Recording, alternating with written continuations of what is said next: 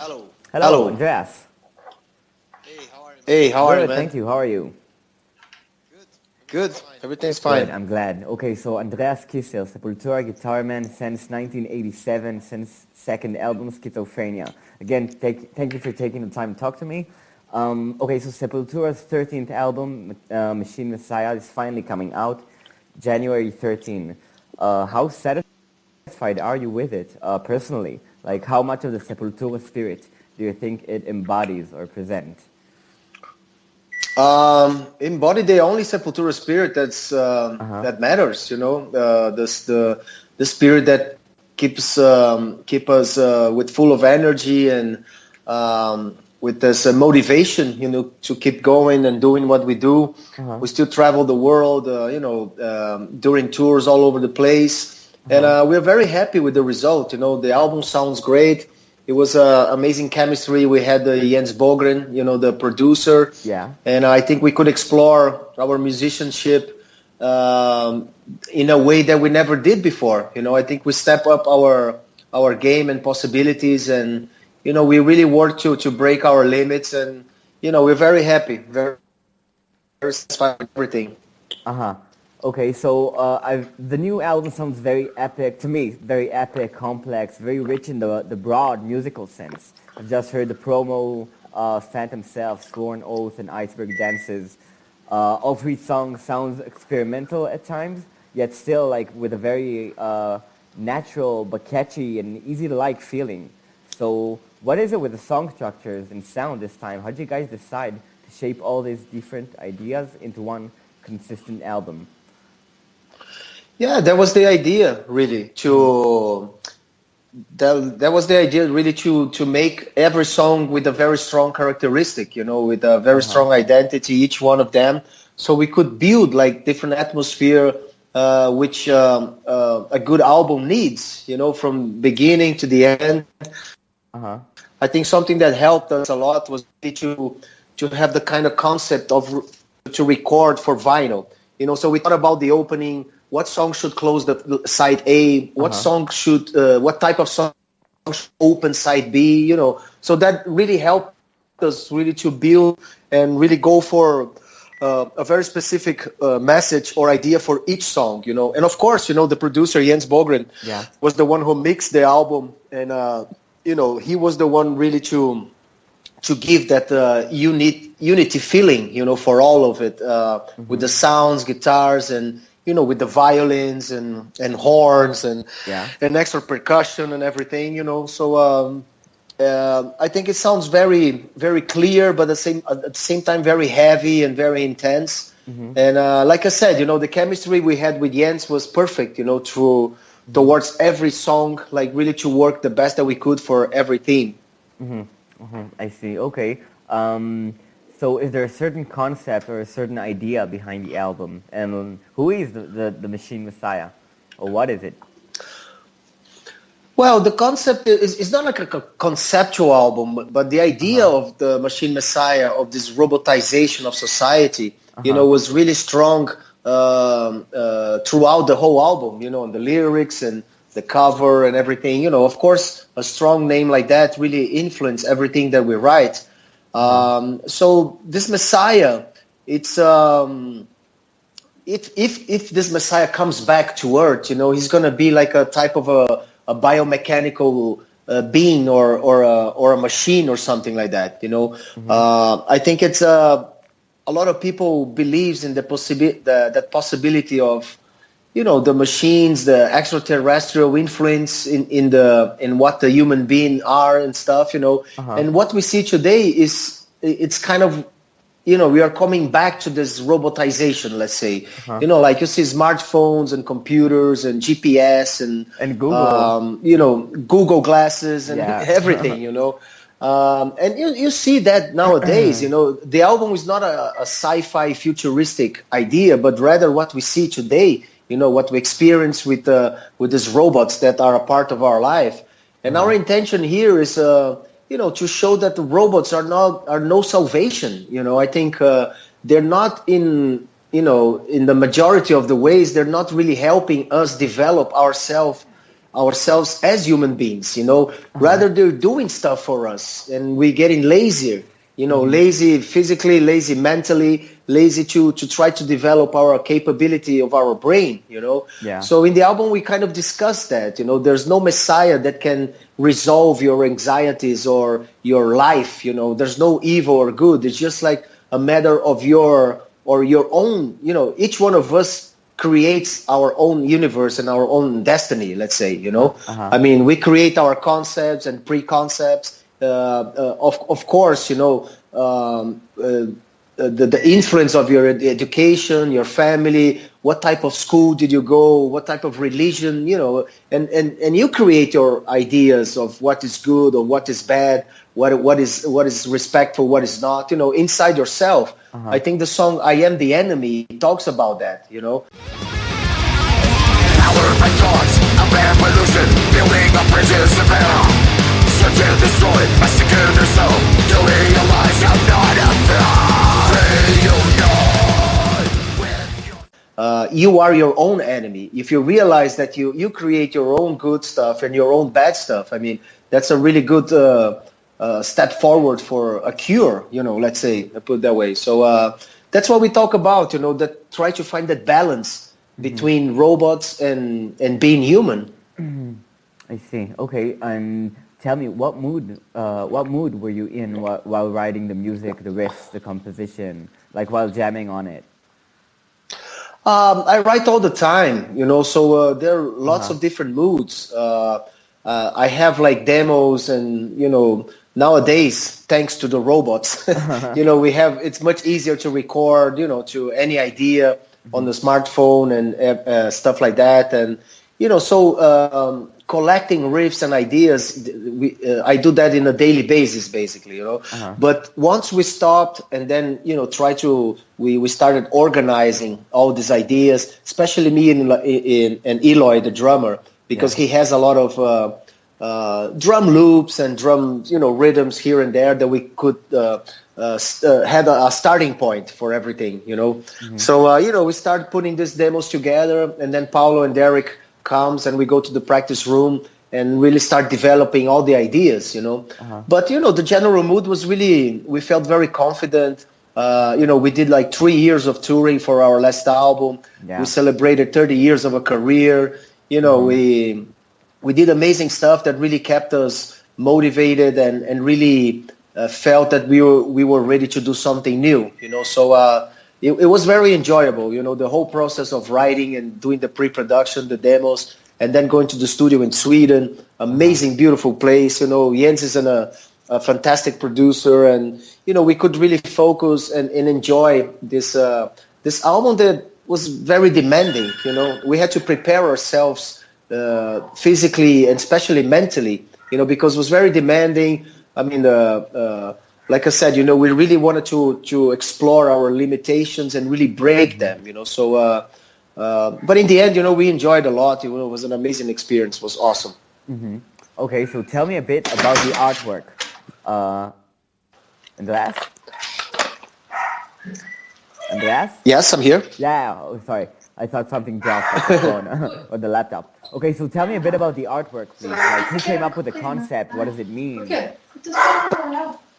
Well, the front cover was already basic. Yeah, it's a 2010, from this artist Camilo de la Rosa from the Philippines, and I found her work on the internet. Doing a research of artists. Something. Of course, we know so many great artists that works, with different bands that we know, like that in the metal world. Sorry, Andreas, I'm a bit losing you. And I'm not hearing you too well. It's a bit cut. Okay. Maybe the internet or. Let me try to change my place here so the internet. Okay. Probably works better here. Okay. Is that better? Yeah, I think so. Yeah, so go on. Okay, please. Great. So I was looking for this new artist. I had the name already from the album Machine Messiah, and the overall concept of what we want to talk on the album. So with that in mind, I went for a research on the internet and I found this painting, that was done in 2010. And the name of the painting is Deus Ex Machina, which is exactly the concept that we were talking about, this God, machine, God creating this world we live today, and we human beings. Yeah. Yeah. So, it was great that she did that cover without knowing us and, without knowing anything about the album and us as well. Like 2010, we didn't have any idea about Machine Messiah, nothing like that, But it was great that the concept was there. The cover was ready. Even have like some references from our old covers, like Arise. A lot of people make that connection, which I don't think it. Yeah. I think so. And I don't think it was intentionally, but I don't know. Who knows? I have to ask her. But she was really, really nice and really humble. She was so happy, to be a part of this project with us, and I was so, really happy as well that I could find just such a great new artist, from a totally different country from the, Europe or America. And with a different approach or a different point of view on things, So it was great. It fits, it fitted perfectly for on everything that we're doing. Okay, so tell me, Andreas, like on a personal level or whatever, like what does it feel like to be a pioneer and an icon for, as you said, over 30 years? Like how do you see Sepultura in the global metal scene, knowing that so many people have so much respect for your work? Oh, it's amazing, man. It's such a great feeling because we work so hard, to keep this band alive. And we have such an amazing fans, a fan base that keep this band motivated and strong. It's great to have Nuclear Blast as a label. The lineup, me, Paulo, Derek, and Eloy are very connected and very focused on what we need. And, it just feels great, to have such an amazing career coming from Brazil and doing what we did and what we're doing, and hearing so many different bands that were influenced by Sepultura and new generations that are coming to the shows for the first time, It's really motivating, It's amazing. It's an amazing feedback that it's very healthy for us, It keeps us very much alive and strong, It's amazing. So are you still excited when you enter the studio each time to record a new album? This was your 14th album. Like 14, I know, man. It's a privilege, man. Yeah. It's a privilege to have such a great, amazing opportunities. Like I said, people that believes in the band, the label, the managers, the crew, and the fans, especially the fans, And that's motivation enough, to go to the studio and really show a new Sepultura every day. We create Sepultura every day.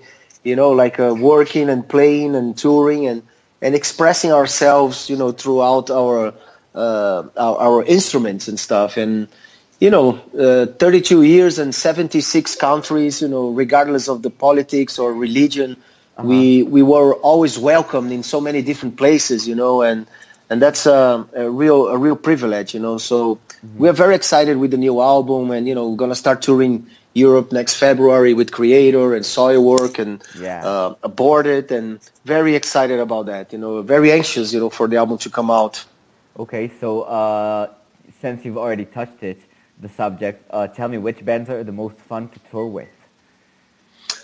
Wow, man, we had, so many different tours, and such a, we made so many friendships and our, to tour with our idols and to tour with new bands that, see us as an influence and stuff. I mean, it's I don't even remember or something that really went bad or anything. We usually get along with all the bands and the crew, and we had such a great time on the road, because it's not easy to be on the road as as like being away from the family and every day you're in a different town, everything. So, but you're very focused. We prepare ourselves and but bands like Pantera, of course, and by so many bands. I mean, it's great that we have the chance to tour with Creator now for the first time. Of course, we did some festivals together before, but we're doing Testament and Prong in the United States in April and May, which is going to be a great tour as well for the US. They're all friends and all great to tour, man. It's great. Okay, I have to know. Sorry, I have to know. What did you think of the new Metallica album? I love it, man. Yeah. I think it's the best work they did in a few years. Of course, they took so many years to release an album, but I like this better than that Magnetic. I think it feels a little more loose. It feels that they are enjoying themselves and they're really writing music with no other stuff in their heads. Just really enjoying themselves as musicians and as a band, and it's really great. I mean, Metallica, it's a fantastic band, man. They still influence so many people, and the way they put out the album, one video clip for each song, definitely, each part of the world, That's so cool. like it's amazing, it's amazing. It's so inspiring, Yeah. And it's great. They deserve everything, They still are the biggest metal band in the world, and they're going to keep their way for a long time, I guess. Yeah, hopefully. Okay. So what other albums that came out this year did you especially like? And what albums coming out this year are you most looking forward to? I really liked, Anthrax was really an amazing album that came out. The New Testament is fantastic. I really, I mean, Opeth, always comes with a big surprise. They always bring something really special and new.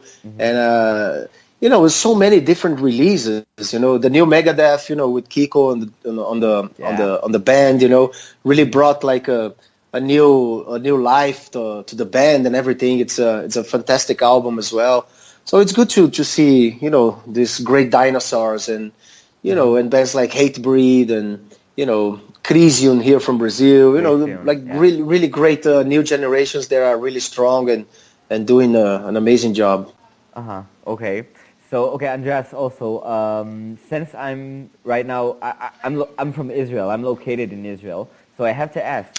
Cool. Yeah, Sepultura shot a video here for the famous territory in Israel back in October '93. It even won the International Viewers' Choice Award for Best Video at the 1994 MTV Video Music Awards.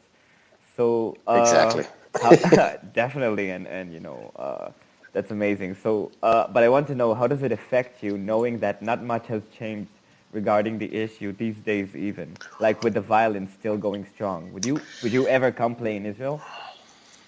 I hope so, man. We've been in so many different places with their political and religious, problems and solutions, whatever you want to call. And, we respect our fan, we respect every type of situation because, different cultures and different point of views, it has to be there. It has to be respected, I mean, we have the privilege to travel the world and we see we are all in the same planet, and we should, understand each other a little better. And I hope we will have the chance to go back to Israel. We never actually performed in Israel. We just did the video clip. We spent like 2 days only. It was really quick. Of course, because of the video clip, we went to, very special places, Masada and Jerusalem and all, Tel Aviv, Dead Sea. It was amazing trip, So hopefully we will have the chance to, with the Machine Messiah, to have the chance to go to Israel and perform. And, we tour with bands like Bet Sefer, and other bands from Israel that are really good friends of ours. Hammerfall, I think. Something like that. Hammer Cult. So, Hammer Cult. Yeah, sorry. Yeah. And you'll be amazing, to have this chance. And hopefully sooner than later, we'll have an announcement. Let's see. Hopefully. Okay. For my last three questions, are you still hosting a metal show with your son Johan on the radio? Oh yes, every Sunday. It's like 4 years now. That's so cool. Tell me a bit about it, please. Me and my listeners. Yeah, it's our good. Listeners. Yeah, it's a great opportunity for me and my son. He's 19 years old. We have this radio show for 4 years now, and we play heavy metal and everything that is related to metal. You know, from blues to all the styles that influence heavy metal. And I open a lot of space for Brazilian bands. You know, because it's very hard for them to have some room, you know, to show their music and to play their music. And it's great. I'm learning. It's a learning experience. You know, I have a lot of fun. Even though I travel a lot, I do my radio show on the road. You know, I send the files here to São Paulo, and they put together everything. And so, you know, it's like it's great. I don't have to be in the studio all the time. And at the same time, I have the chance to talk to, you know, all these great bands backstage and have like special interviews and stuff like that. So it's really cool. It's like also a privilege, you know, to have an hour a week in one of the biggest radio rocks in Brazil, you know. So it's amazing to have that opportunity. And plus, you know, I'm together with my son, and, you know, to work closely to the family like this it's amazing. Family time with heavy metal and good music.